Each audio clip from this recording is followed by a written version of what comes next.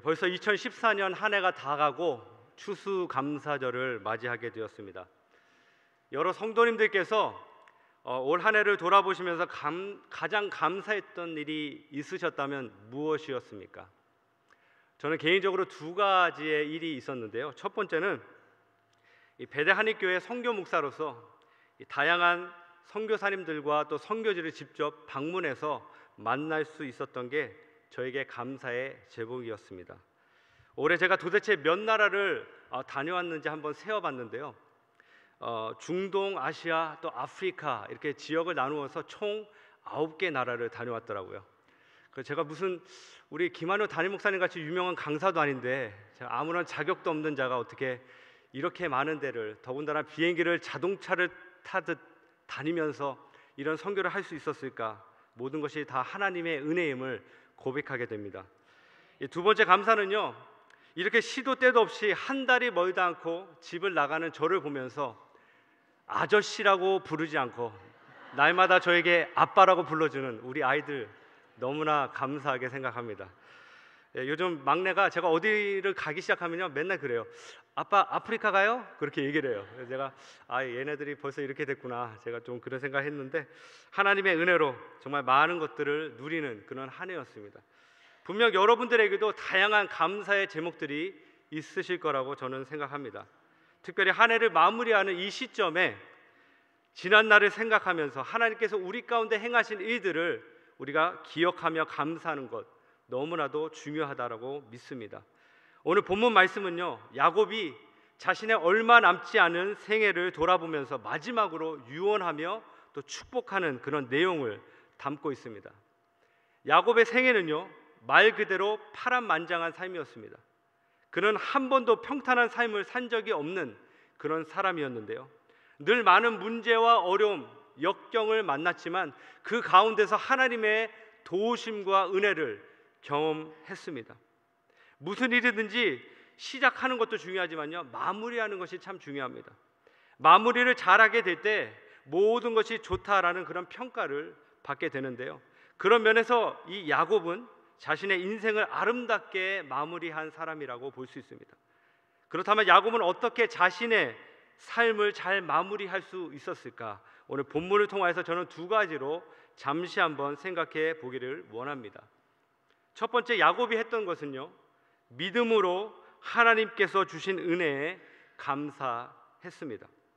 오늘 본문 12절 말씀을 다시 한번 보시면, 요셉에게 이르되 내가 내 얼굴을 보리라고는 생각하지 못하였더니 하나님이 내게 내 자손까지도 보게 하셨도다. 그러니까 죽었던 아들을 보기만 해도 소원이 없겠는데요, 그 아들뿐만이 아니라 그 아들에게서 난 손자들까지 보게 되었으니 이것이 얼마나 큰 축복이요 감격이었겠습니까? 하나님께서 야곱에게 주신 축복이었습니다. 근데 야곱은요, 이런 축복을 받을 만한 자격이 있는 사람이 아니었습니다. 하나님께서 거저 주신 은혜였다는 것입니다. 그러면서 축복은요, 자격이 아닌 의뢰라는 사실을 여러분 기억하시길 바랍니다. 나 정도면 충분히 받을 자격이 있다라고 생각하면요, 절대로 감사할 수 없습니다. 감사의 크기는 자신이 누리는 축복의 크기가 아니라고 할 수 있습니다. 도리어 축복을 대하는 마음의 크기로 우리가 생각해 볼 수 있습니다. 우리들은 너무나 많은 것들을 소유하고 누리고 있음에도 감사하지 않는 경우가 참 많이 있는데요, 그 이유는 우리 안에 잘못된 그런 기준들이 있기 때문에 그렇습니다. 오늘날 얼마나 많은 사람들이 많은 것들을 누리며 내가 더 많이 가졌다라는 거기에 집중함으로 말미암아 하나님께 감사하지 않는 그런 모습들을 참 많이 발견합니다. 우리 인생은 근본적으로 하나님의 은혜입니다. 나의 존재, 생명, 또 재능, 건강, 인생의 모든 관계들, 모든 환경들이 다 하나님께서 우리에게 거저 주신 은혜라는 사실입니다. 오늘 야곱도 이런 하나님의 은혜를 깨닫고 이렇게 15절 말씀에서 고백합니다. 그가 요셉을 위하여 축복하여 이르되 내 조부 아브라함과 아버지 이삭이 섬기던 하나님, 나의 출생으로부터 지금까지 나를 기르신 하나님이라고 말하고 있습니다. 이 하나님에 대한 설명은요, 야곱이 자신의 생애 동안에 만났던, 경험했던 그 하나님을 표현하는 것입니다. 자기의 조상인 아브라함과 이삭이 어떻게 하나님의 인도함을 받았고 또 그 하나님께서 나를 어떻게 인도하시며 또 나의 생명을 이끌어 가셨는지를 보여주는 그런 말씀인 것입니다. 여기서 그는 이렇게 얘기합니다. 하나님이 나의 처음과 끝을 알고 계시다라고 얘기하면서요, 또 나를 기르신다, 나의 목자가 되신 하나님이라고 고백하고 있습니다. 여러분 잘 아시잖아요. 이 야곱의 모습은요, 속이는 자의 모습이었습니다. 그가 태어날 때부터 남의 발목을 붙잡고 태어났고요, 축복을 얻기 위해서 형과 아버지를 속이는 그런 삶을 살았습니다. 그러는 가운데 하나님의 놀라운 축복과 은혜와 하나님을 만나는 경험을 했음에도 불구하고 환경과 상황이 바뀔 때마다 그 하나님을 놓치는 그런 야곱의 모습을 우리는 이미 잘 알고 있습니다. 이렇게 불의하고 거짓으로 연약한 이 야곱을 하나님께서는 축복하셔서 큰 민족을 이루게 하십니다. 그리고 더 이상 야곱, 속이는 자라는 그런 이름이 아니라 이스라엘, 하나님과 겨루어 이긴 자, 바로 승리자라는 새로운 정체성까지도 그에게 심어주셨습니다. 마땅히 승리자로서 살 수 있는 그런 자격이 아니라 하나님께서 그에게 거저주신 은혜였다는 것입니다. 오늘 요셉의 경우는 어떻습니까? 요셉도 마찬가지죠. 요셉도요, 형들에게 노예로 팔려갔을 때 애굽으로 내려가는 그 순간 아무것도 할 수 없는 너무나도 절망적인 그런 상황 가운데 있었습니다. 열심히 일했지만 결국 감옥에 가게 되고요, 감옥에서 남을 도와줬지만 자신의 억울함은 해결받지 못하는 그런 요셉의 삶이었습니다. 그러는 가운데 하나님께서 단번에 그의 인생을 바꿔주시는데요, 감옥에서 바로 국무총리로 바뀌는 그런 은혜를 허락해 주십니다. 요셉이 성실해서 그랬습니까? 요셉이 똑똑해서 그랬나요? 아니라는 것이죠. 바로 하나님의 은혜로 말미암아 모든 것이 가능했다는 것입니다. 요셉이 오늘 그 믿음으로 9절에서 이렇게 또한 고백합니다. 요셉이 그의 아버지에게 아뢰되 이는 하나님이 여기서 내게 주신 아들들이니이다. 여러분, 이 말씀이 어떻게 들리십니까? 마치 요셉이 아들 자랑하는 것 같이 생각하시는 분들도 있는 것 같은데요, 그게 아니라 하나님, 내가 정말 살 수 없었는데도 불구하고 하나님께서 이 애굽 땅에서 나를 살려주시고 나에게 가정을 주시고 나에게 자녀들까지 주셨습니다. 이 모든 게 바로 하나님의 축복입니다 라고 고백하는 그 내용인 것입니다. 결코 얻을 수 없고 누릴 수 없는 것을 하나님께서 주셨다라고 인정하는 것입니다. 여기 계신 저와 여러분들에게도 이런 감사가 있기를 다시 한번 축복합니다. 우리가 살아온 인생을 돌아보면서, 아니 올 한 해만 여러분들 돌아보실 때 정말 하나님의 은혜가 아니고서는 살 수 없었던 우리가 아닙니까? 이 시간에 다시 한번 하나님 앞에 그러한 믿음으로 감사하시는 저와 여러분이 되기를 간절히 소망합니다. 올해 11월 초에 잠시 과테말라를 다녀왔습니다.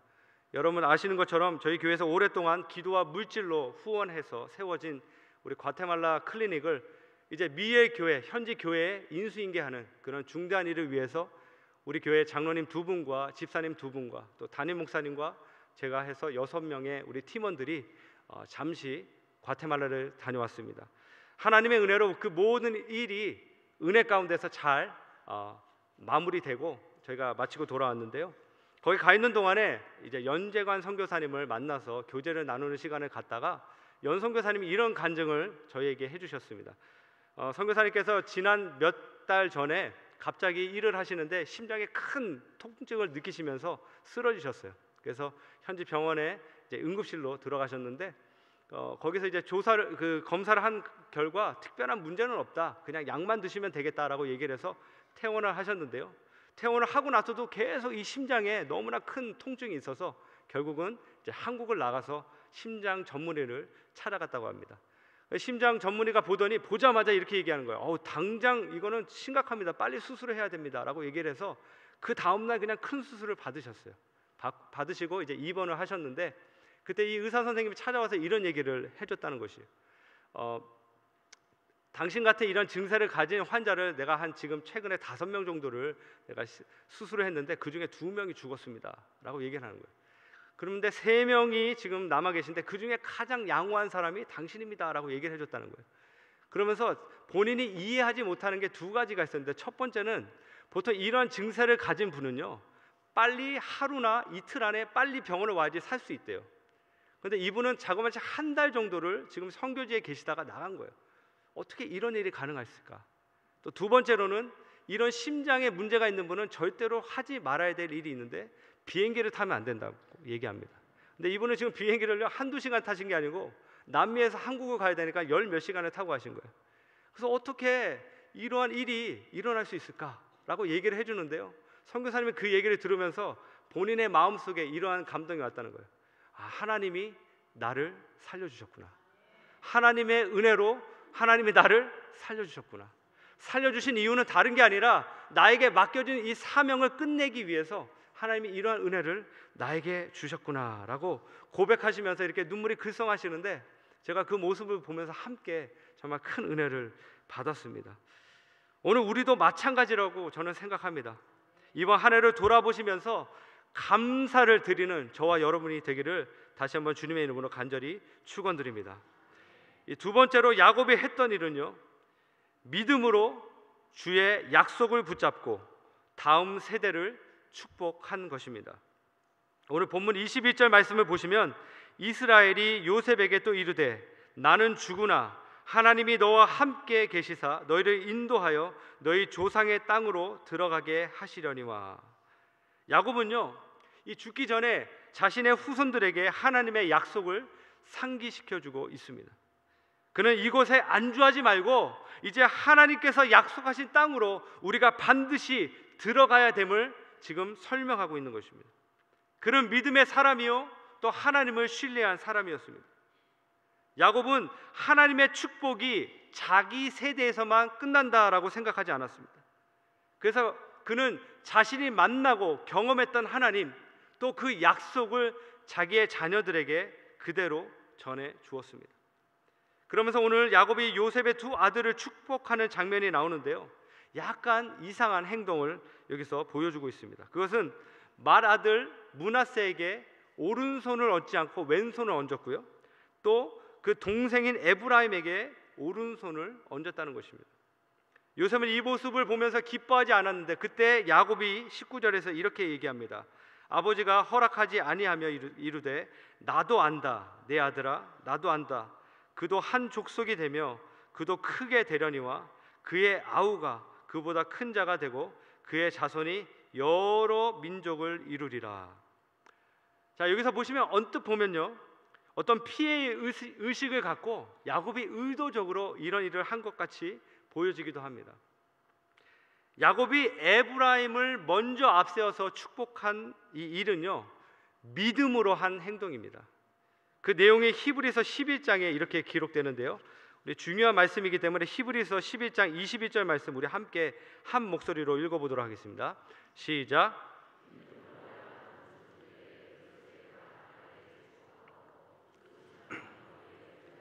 경배하였으며. 네, 여기 지금 보니까요, 히브리서 기자가 이렇게 설명합니다. 분명히 야곱이 한 행동을 믿음으로라고 표현했습니다. 그럼 어떤 믿음입니까? 이것은 하나님의 약속대로 모든 것이 이루어진다는 그러한 믿음이었습니다. 이미 하나님께서 아브라함에게 약속하셨던 말씀대로 앞으로 이 이스라엘 백성들이 큰 민족이 이룰 뿐만이 아니라 이제 출애굽하여서 하나님께서 약속하신 그 땅으로 들어갈 것이라는 그 하나님의 약속에 대한 실현을 믿었다는 것입니다. 비록 야곱은요, 눈이 어두워서 앞을 보지 못했지만 그의 영안은 열려 있었습니다. 하나님이 어떠한 계획을 갖고 계시고 어떻게 이들을 인도해 나가실지를 그는 영적으로 볼 수 있는 그러한 사람이었습니다. 하나님의 섭리가 이 므낫세가 아닌 바로 에브라임에게 있다는 사실을 요셉에게도 알려주는 그런 역할을 감당했습니다. 저는 이러한 은혜가 우리 모두에게 있기를 다시 한번 간절히 소망합니다. 특별히 요즘처럼 모든 것이 무분별하고요, 진리가 왜곡된 이런 시대를 살아갈 때에 우리 자녀들에게 무엇이 옳은지, 무엇이 진리인지, 어떻게 사는 것이 하나님의 뜻인지를 알려주는 것, 이것이 바로 우리 부모님들이 감당해야 될 역할이라고 분명히 믿습니다. 다음 세대를 축복하고 양육하는 것이 인생을 아름답게 마무리하는 것임을 기억하시기를 바랍니다. 여러분, 성경에 보면요, 정말 유명한 왕들이 참 많이 나옵니다. 그 중에 한 명이 히스기야 왕이죠. 히스기야 왕은 유다 백성들을 정말 하나님께로 이끄는 귀한 일을 감당했던 왕이었습니다. 근데 그의 생애 가운데 한 가지 실수를 저희가 꼽을 수 있다면 그것은 바로 다음 세대를 좀 제대로 준비하지 못한 그런 부분이 있었다는 것입니다. 여러분 아시는 것처럼 히스기야가 죽을 병에 걸렸을 때 그가 부르짖음으로 하나님께서 그를 치유해 주셨습니다. 그때 그의 마음속에 교만한 마음이 생기면서 바벨론의 사신이 왔을 때 자신의 모든 것들을 보여주며 자랑합니다. 그때 하나님께서 이런 말씀하시죠. 너의 가지고 있는 모든 것이 다 바벨론에게 넘겨졌다. 또한 너에게 날 후손 중에 황관이 나오리라 라는 그런 말씀까지 해주셨어요. 이 말씀을 들었던 히스기야가 열왕기하 20장 19절에 이렇게 얘기합니다. 히스기야가 이사야에게 이르되 당신이 전한 바 여호와의 말씀이 선하시니이다 하고 또 이르되 만일 내가 사는 날에 태평과 진실이 있을진데 어찌 선하지 아니하리요. 여러분 이 말씀이 무슨 뜻이죠? 여러 가지 뜻을 담고 있긴 하지만요, 우리가 이 해석을 종합해 보면 한마디로 이런 뜻이죠. 내가 살고 있는 이 시대에 아무런 문제가 없다면 괜찮다는 거예요. 내가 너무나도 하나님의 은혜를 경험하고 있는데 나만 경험하고 이후에 있는 모든 후대 나의 자손들 어떻게 되든 상관이 없다라는 그런 이기적인 그런 말이죠. 이런 예를 저희가 구약 성경에서 또 한 번 찾아볼 수 있는데요, 바로 사무엘상 3장의 엘리 대제사장입니다. 하나님께서 사무엘에게 이미 그에게 말씀하셨어요. 내가 엘리 대제사장과 그의 가족들, 그 아들들의 죄에 대해서 묻고 또 그 집안을 심판하리라 라고 말씀해 주셨어요. 근데 이 경고의 말씀을 들었던 엘리 대제사장이 사무엘상 3장 18절에 이렇게 또한 얘기합니다. 사무엘이 그것을 그에게 자세히 말하고 조금도 숨기지 아니하니 그가 이르되 이는 여호와시니 선하신 대로 행하실 것이니라. 이게 과연 믿음입니까, 여러분? 하나님, 나의 자녀들이 죄로 말미암아 죽게 되고 우리의 집안이 다 망하게 되는데 하나님은 선하시니까 하나님 뜻대로 하십시오. 지금 이렇게 얘기한 것이에요. 언뜻 보면요 믿음 같지만요 이건 믿음이 아닙니다. 이건 교만이고 하나님을 무시하는 거죠. 하나님의 백성은요 하나님의 약속에 따라 살아야 함을 분명히 믿습니다. 그래야 열매를 맺습니다. 다음 세대에 그 약속을 전해 주어야 하는 것입니다. 야곱은 본인이 받았던 그 하나님의 약속을 자신만 갖고 있었던 것이 아니라 자기의 후손들에게 그대로 전해 주었고 또 오늘 특별히 요셉의 두 아들에게 그대로 모든 것들을 다 전해주며 또 자신의 유산을 상속하기로 결정합니다. 이 유산은요 바로 하나님의 약속이었어요. 여러분 다음 세대를 가르친다는 그런 말의 의미는요 그들이 원하는 것을 배우게 한다는 그런 뜻이 아니라 바로 그들이 반드시 알아야 할 일을 알려준다라는 의미를 담고 있습니다. 진정으로 우리의 자녀들에게 필요한 것은 여호와 하나님 또 그분이 행하신 일들을 알려주는 것입니다. 여러분 그러기 위해서는 우리 부모님들이 먼저 하나님을 깊이 경험해야 합니다. 하나님을 깊이 만나지 못하고 하나님이 어떠한 분인지를 알지 못하는데 어떻게 우리의 자녀들에게 그 하나님을 알려줄 수 있겠습니까? 저는 부모님들의 신앙을 자녀들에게 제대로 전해준 예가 이 추수감사절이라고 개인적으로 생각해 봤습니다.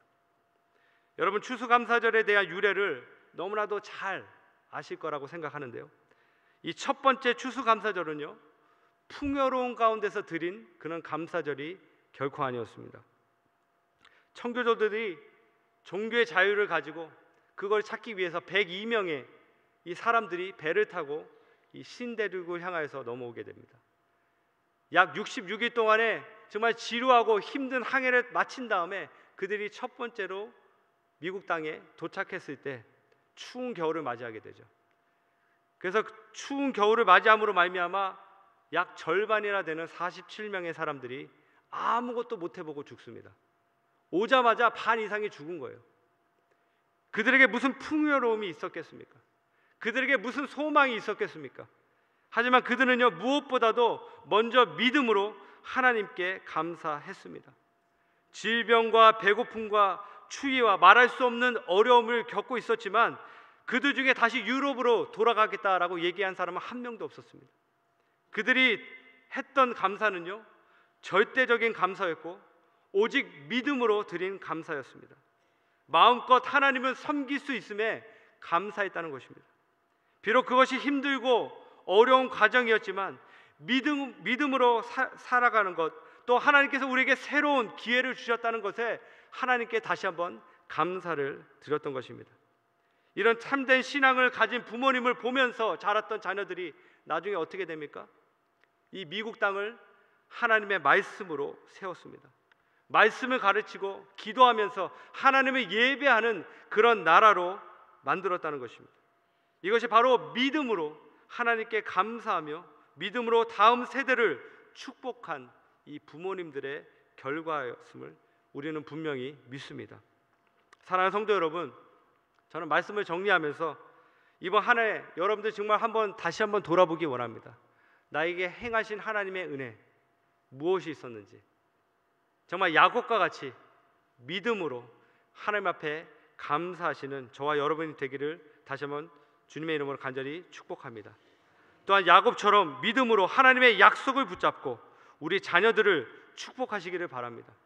그래야 해서 다시금 우리 세대뿐만이 아니라 다음 세대까지 계속해서 놀라운 주의 역사와 부흥의 불길이 우리 나라와 이 미국과 온 열방 가운데 퍼져나가게 되기를 주님의 이름으로 간절히 축원합니다.